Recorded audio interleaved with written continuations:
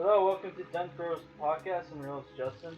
So today we're doing another back issue special. This time we're reviewing the three comics that I got from one of my more recent comic book haul videos. This time we're reviewing three Marvel 29 books, which I've always wanted to read Marvel 29. I was a fan of the Spider-Man cartoon that came out like after the Spider-Man the animated series. I forget what it was called. But aesthetically it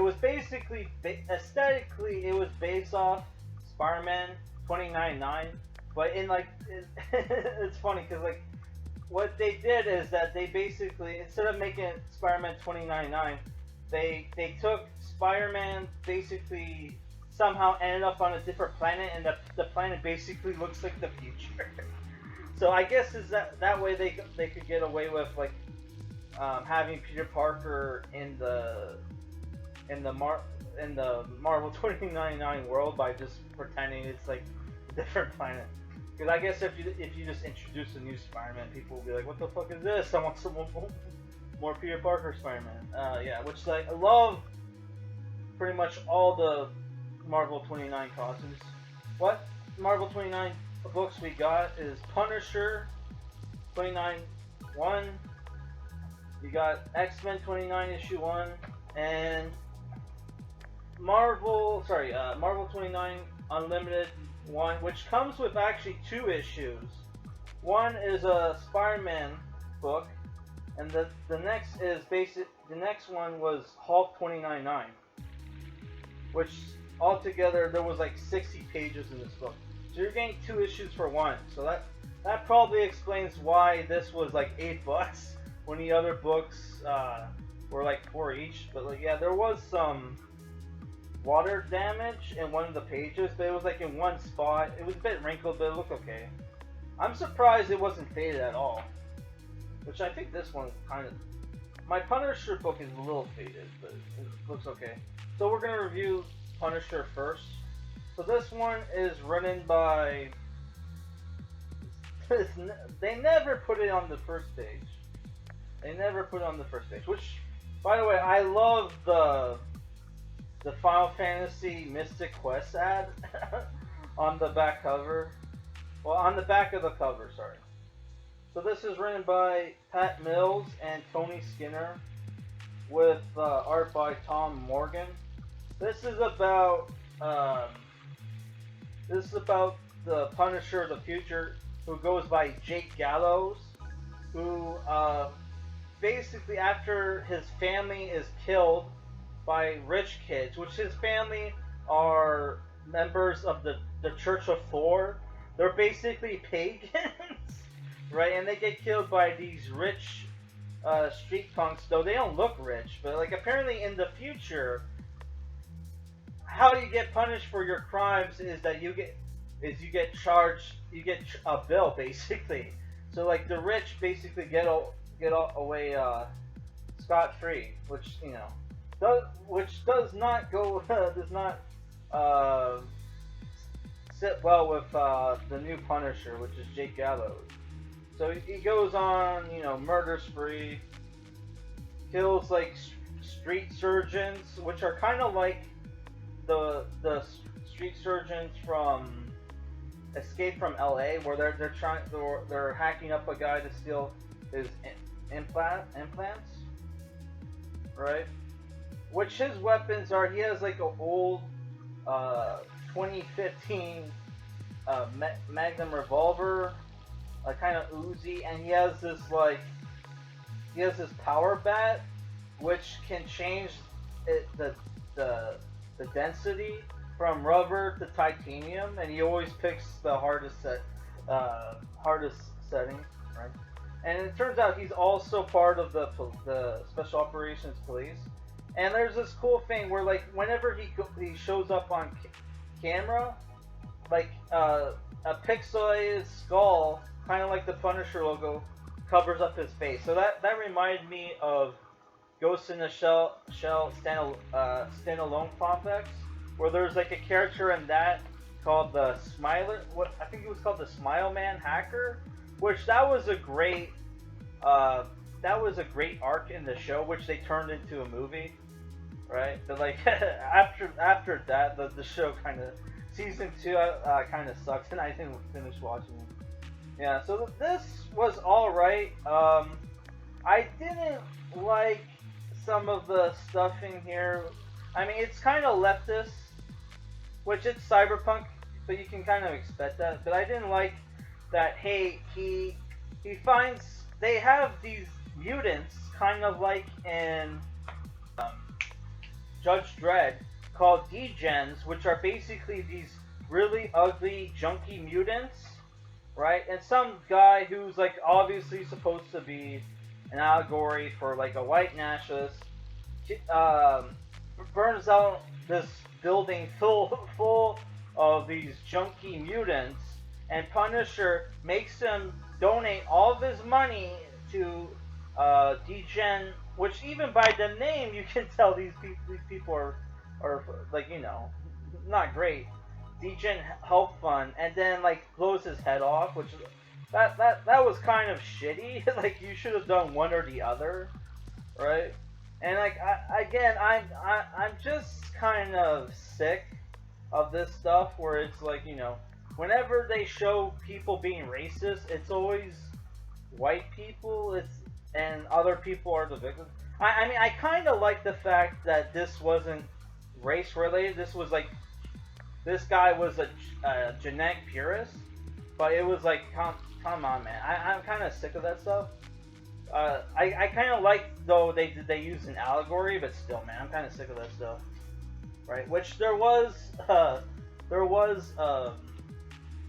genetic purist in the 2099 Unlimited Spider-Man story who was black. So I kind of like, okay, it is kind of not a race thing, but you can tell in this book they kind of wanted it to be a race thing.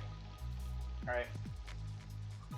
Which I'll talk about that when we review that. Next is the X-Men 2099 book, which I would say out of all of these books, this one has the coolest cover and the coolest art, right?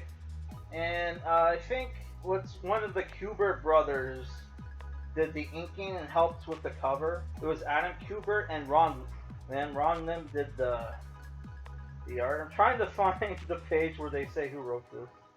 Ugh. Because they never put it on the first page. Sorry, I read this yesterday, so I kind of forget. John Francis Moore. Okay, and it's called The Gallery. So this issue is about this guy who's like homeless. I think he becomes Skullfire later on in the series, but he doesn't join the team officially yet in this issue. He's homeless. He gets recruited by one of the members of the X-Men to go to this gathering in this abandoned building in Las Vegas, where the new X-Men, which is led by this Asian guy named Cyan, who has the powers to disintegrate stuff with his, I think it was his left hand, is gathering people, all the different outcasts of society, mutants included, the E-Gens, people who are against the corporations, because obviously it's mega corporations. Though the main enemy in this book is a crime syndicate that controls Las Vegas, right? And then you get introduced to the different mutants. You got one girl who can stretch her limbs. She's Serpentina. Next, you have this guy who's basically, he's kind of like Colossus, but his powers are a little different. Where he's this buff dude who's a musician, and he can change his body to the properties of different metals.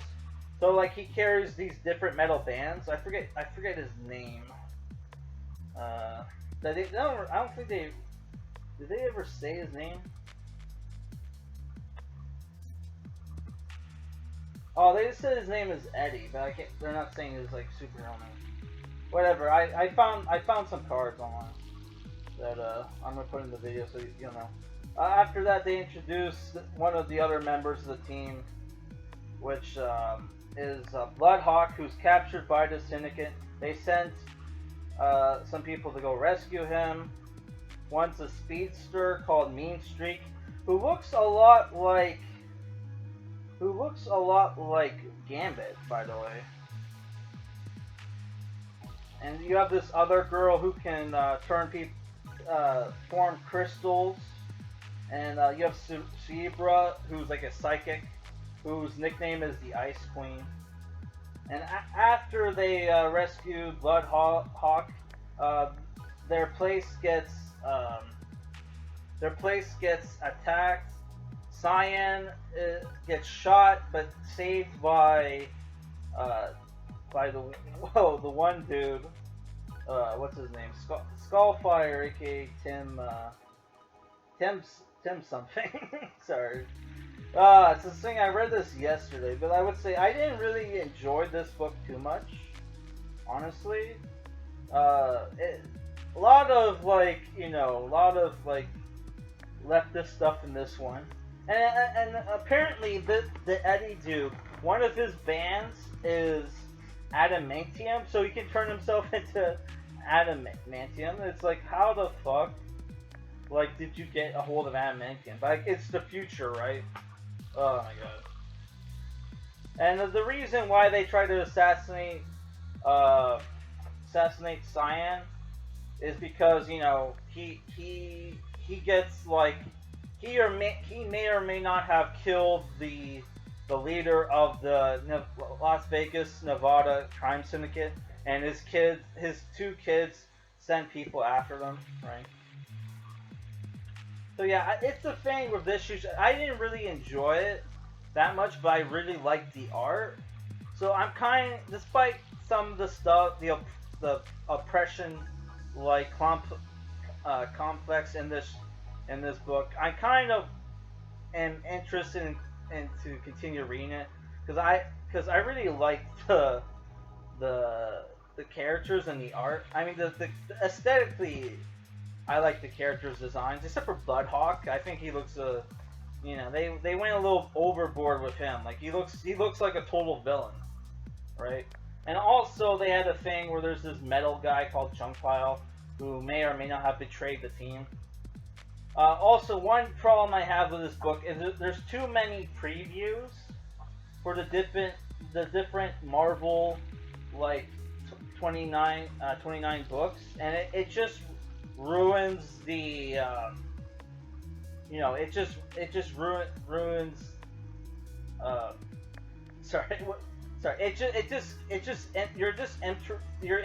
it ruins the flow, is what I'm trying to say, man. And the different, and they even show you a preview for the book you're reading, X-Men. So it's like, what fucking sense does that make? Yeah, it's a cool 2-page spread, but it's like, what the fuck were they thinking, man? That was kind of dumb.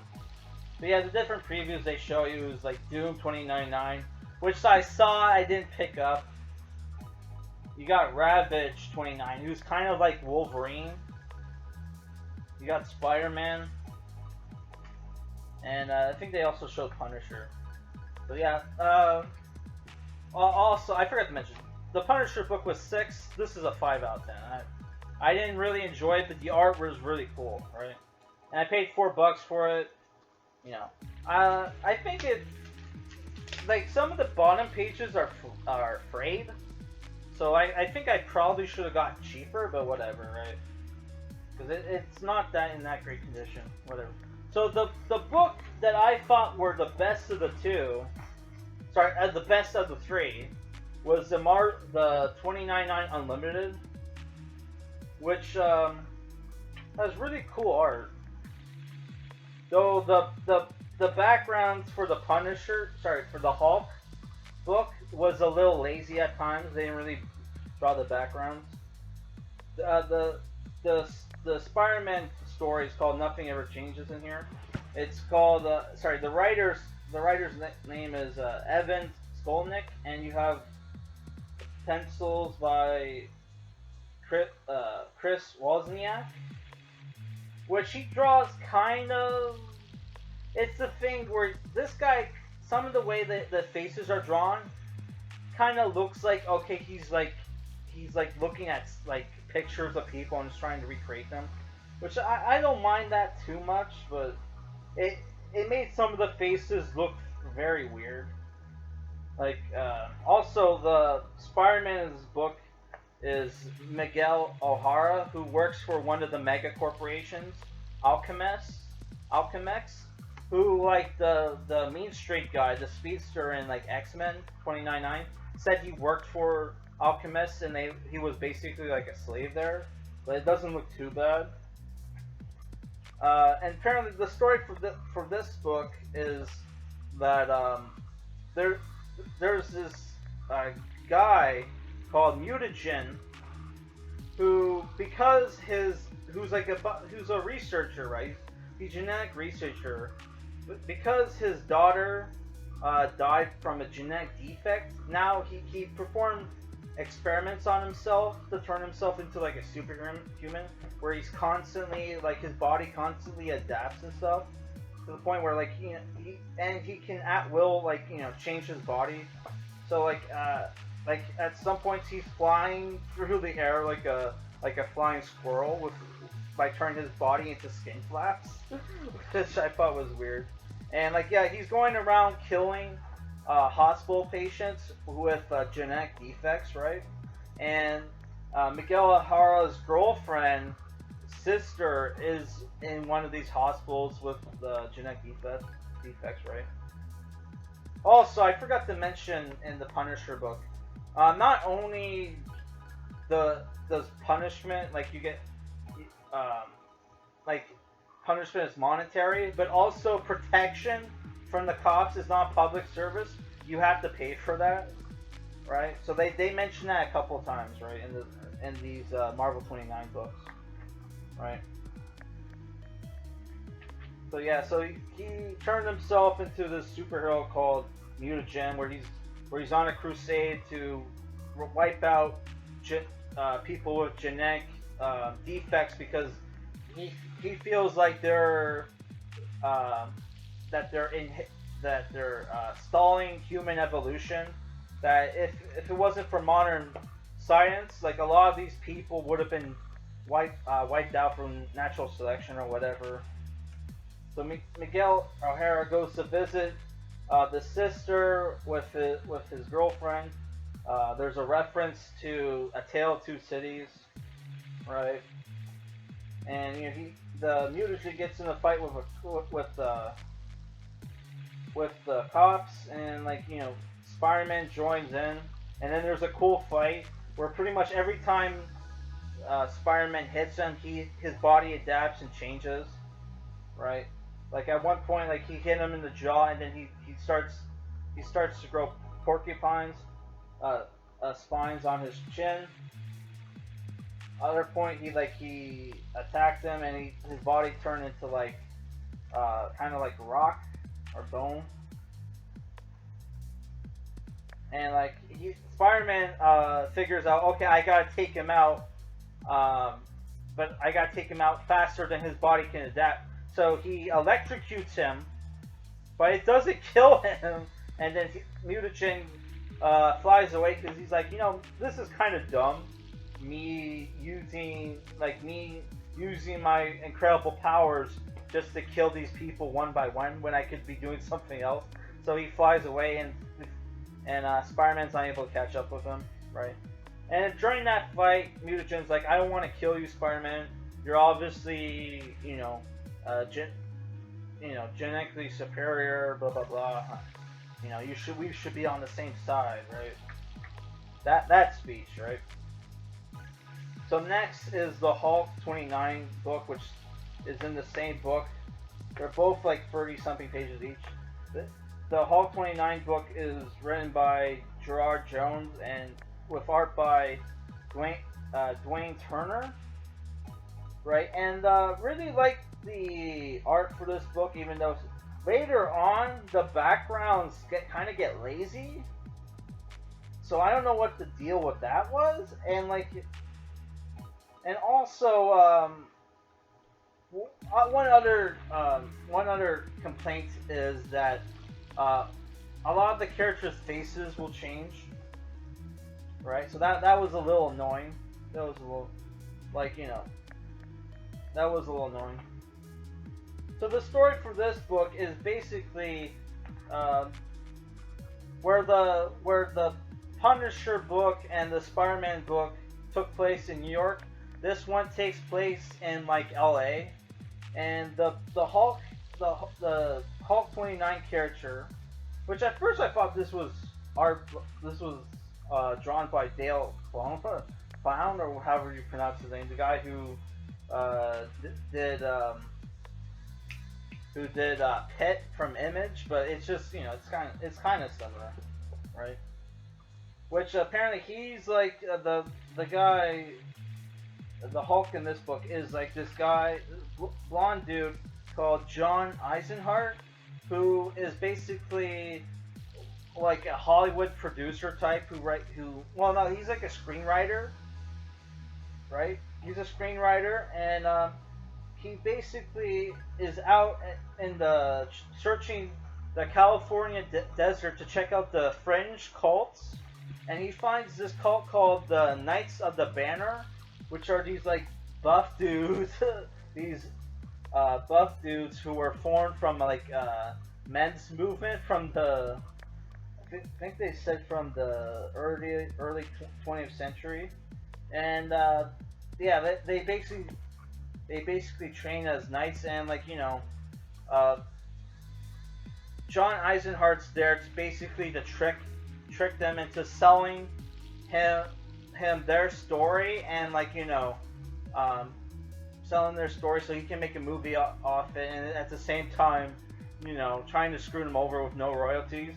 But the leader of the group basically like sees right through him, and also basically all the characters are named after, all those characters are of the Knights of the Banner are named after famous warriors. So he sees this one kid who's part of the group checking out his cool car, which can fly. Obviously, it's the future, right? And his name is Gwaine. And he basically, this character is kind of a piece of shit, by the way. This character like tricks him into like tricks Gwaine into telling him everything about the Knights of the Banner. Basically, they're not named after a flag. They're named after Bruce Banner, aka the Legendary Hulk, and the leader of this group is working on gamma ray experiments, which has been deemed illegal, and to try to recreate the Hulk, the Hulk, right?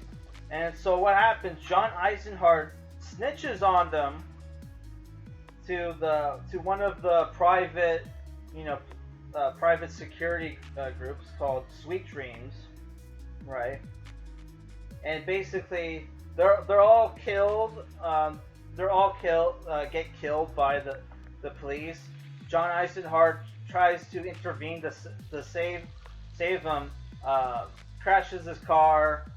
Tries to save the kid. The kid goes into the room with the gamma ray machine and explodes. And basically, John Eisenhart becomes the new Hulk, and the kid disappears. Well, another subplot is you have this singer who's called Quirk, and this is where the book kind of gets really weird, and it goes into like how she hates the 2099, wish it was the 90s, because the 90s was all about racial racial conflicts and shit, and racial conflicts and shit, which this is like weird, and like how she's like she feels great that that she's part like Japanese, part Jewish, part Chinese, part Mexican, part African, but then she's like but then she feels like, oh, it must have been great back then because they had like real things to sing about, right? And like she's just singing about like how bad all she has to sing about is how bad the music industry is, and her boyfriend, who's also a singer, is like, yeah, you gotta stop saying shit like that, or there's gonna be trouble. And what happens is Sweet Dreams show up, kill her boyfriend, try to kill her, and then Hulk intervenes and saves her, right?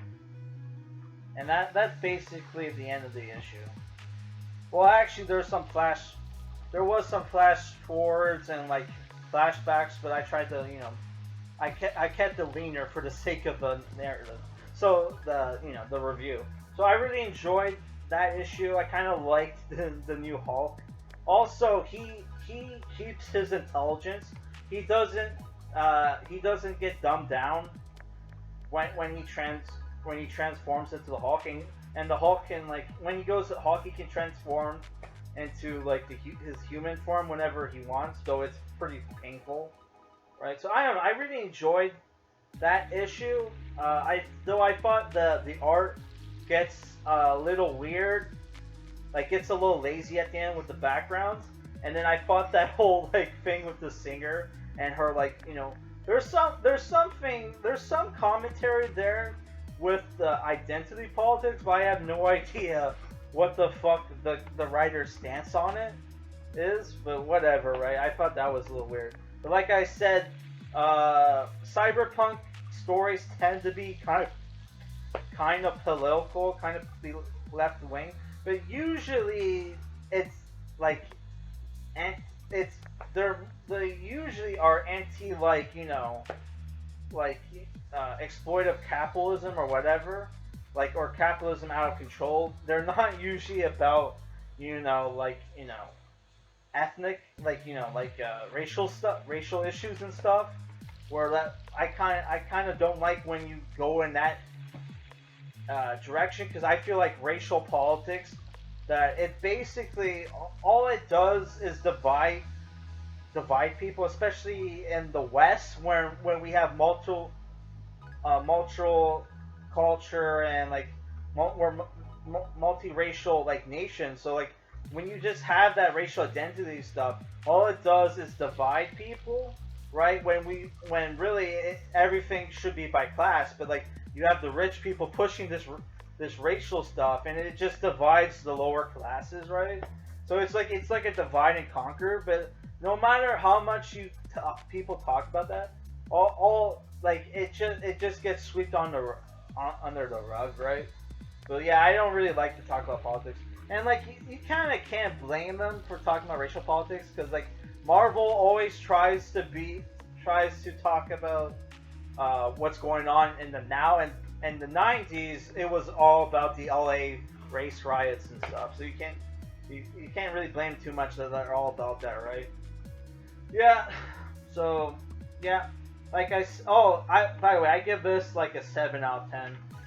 It was worth the $8 because you're basically getting 2 issues in one, and it's like 60 pages. So each story was like 60 pages. 60 pages. Though I really enjoyed the Spider-Man fight with Mutagen. Though I kind of the cover itself is kind of a ripoff, because you expect that Spider-Man's going to fight the Hulk, who looks like a monster in this book, and it turns out he's not. He's just like it's just you're getting 2 issues in one. So I kind of hated that. That they kind of tricked you, but it's like it was the best out of the 3, right? So just to recap, I gave Punisher 6 out of 10. I gave X-Men a 5 out of 10, even though I thought the art and the cover was great. And this one, 7 out of 10. All right, guys, that's it for this review.